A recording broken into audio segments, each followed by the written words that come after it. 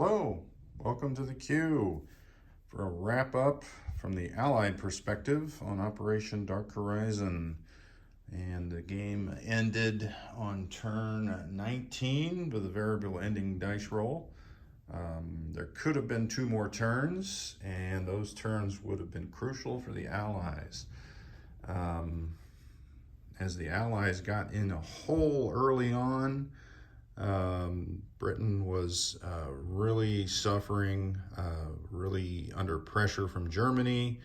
Then the subs just ruled the Atlantic, and turn after turn just drained Britain's economy. So we couldn't get the ball rolling. Japan was pretty much spread out, had a lot of the islands collecting a lot of income, and the U.S. could not really venture out.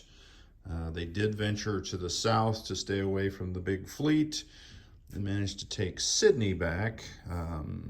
So that kind of helped out immensely. The island hopping process began. But when we look at the victory conditions, the Russians, or Soviets, I guess, had 8 at the end of the turn, the Axis 6, and the Allies 6. Now, the longer the game goes is always better for the Allies. And in this case, it would have been the same as well. The Soviets were 1 tech dice roll away from going up to 9 victory objectives out of the possible 10. I think it's 10 that you can get, the max.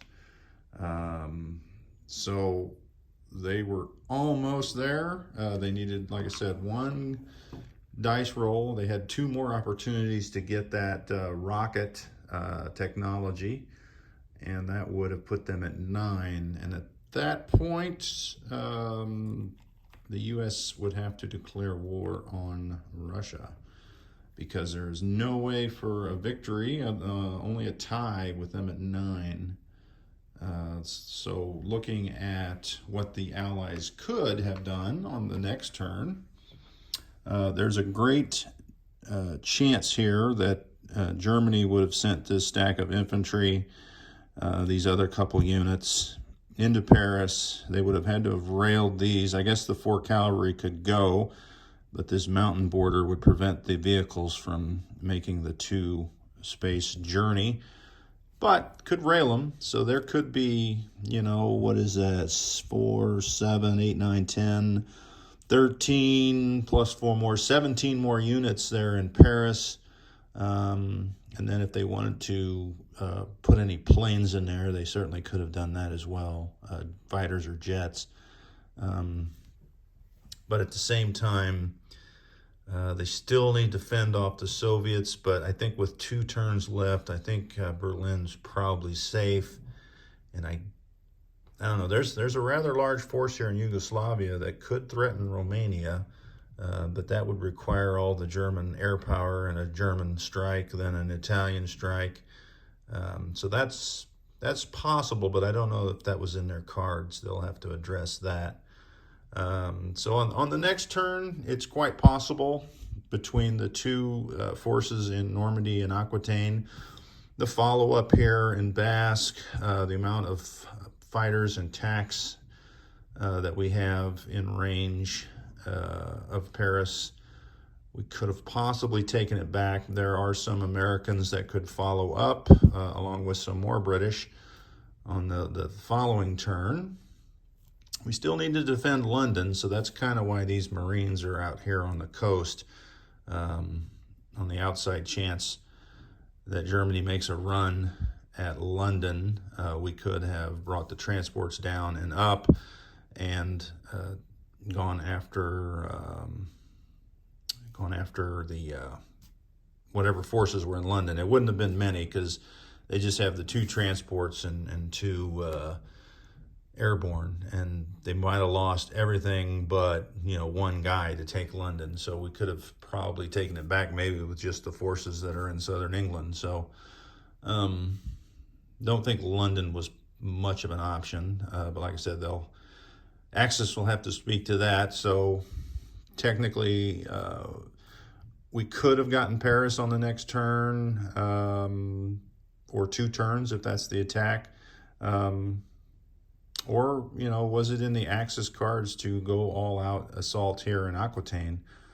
That does seem like not very good odds, though. You got a lot of German aircraft, but then we've got this stack of Normandy that can easily overcome what's in Paris. So who knows how that would have played out? But I would say I would think Paris would fall. That would give us 1 victory point.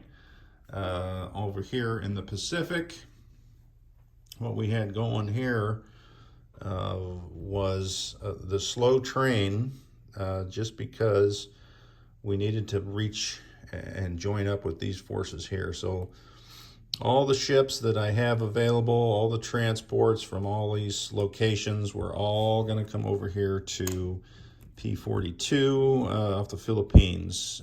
Everything, build an air base, fighters land, British fighters, the whole 9 yards, and we were going to stack it here. And on that last turn, we'll see if Japan comes out and attacks that fleet, or do we need to go attack that fleet? Either way, at the end of the U.S. turn, once we placed these 2 heavy battleships, the battleship carrier, the carrier from the Gulf of Mexico comes into the Pacific, I think that gave us 21 capital ship points versus the Japanese, and they had 8. 1, 2, 3, 4, 5, 6, 7, 8. Yeah, so we just needed 16 to get that big blue fleet. So we would have had the big blue fleet point at the end of the turn. We also drop one of these transports here in Guam. That gives us the sphere of influence. So had the game gone 1 more turn, we could have picked up 3 victory points. And as long as Russia did not roll that rocket technology, then the Allies could have possibly won on that next turn. We were set up, if we were going to be tied with Russia, for the U.S. to declare war on the Soviet Union. Now, that would have been the last turn, even though we had one plan for turn 20, but the real plan for 21 was all these transports coming over here. And all these other transports would be down here and off the Philippines with a naval base. So we could still go 1, 2, 3 and reach Tokyo. We could reach Nanking, but that would leave these 3 transports here that could only go to Tokyo. So if we didn't go to Tokyo, we could come over here and, with some naval bombard, maybe some bombers, and take out these. That would take away 1 Russian point, and that would give us the edge over the Soviets in a tie scenario. But we'll never know if we would have been in a tie scenario, because the die roll ended the game. Russia wins. That is how that goes. I'm sure we'll see a wrap-up video from Sky Marshal, and it'll have all sorts of propaganda in it, how great the Soviets are, blah, blah, blah. But, fun to watch. It's all good theater, and deservingly so. He wins the game. And we'll see if we get a video from the Axis on the recap, because, everyone has their different perspectives. We feel like the Allies, could have won at the end here, if not next turn, and I'm sure Russia believes they could have held out. And I don't think they couldn't get any points from the CCP, so that was going to hinder them. But maybe they get Nanking. We keep fighting back and forth. Maybe they are the ones that end up with Nanking, and the KMT doesn't have enough to take it back. So that would have been another feather in the Soviets' or the common turn victory points, and then it would have been out of reach at that point. So there are multiple possibilities,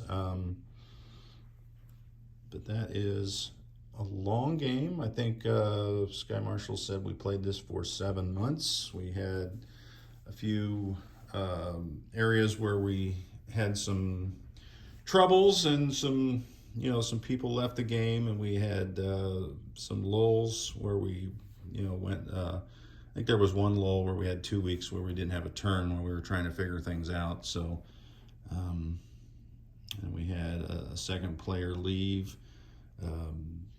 towards the latter half of the game, but we had some players come in and take places. So we still worked it out, still got the game out. And if you've paid attention to this game for 7 months, congratulations to you. But that is a long haul and a long way to play a game. But it was fun. Version 4, it's got some good things here.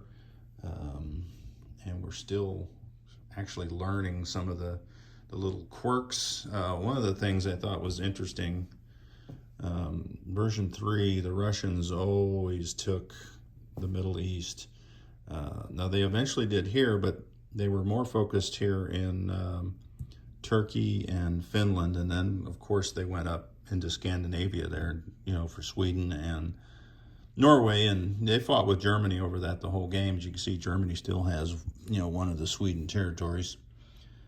So I like that aspect, because this made sense in version 3, because I think you could convert this to a major port, and that would be your victory for an ice-free port. Well, now that is shifted to a victory objective where you got to have the Mediterranean access, which is through Turkey here, and then Istanbul. Is it called that? Yeah, Istanbul.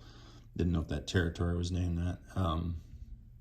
So different scenario, but just a little twist, and I like this one better than Russia building a port there and then having that, and no one can really get to it to take it away from them outside the Allies declaring war on the common turn. But I digress. The game is over with the Russian common turn victory, and got some things coming up. I'm probably not going to be in any games till later in the summer, just because my son is getting married, youngest son, and that is coming up here in 2 months, and we got a lot going on here between now and then. So probably as it gets closer and we get some things out of the way, maybe late July, early August, before I get in another YouTube war.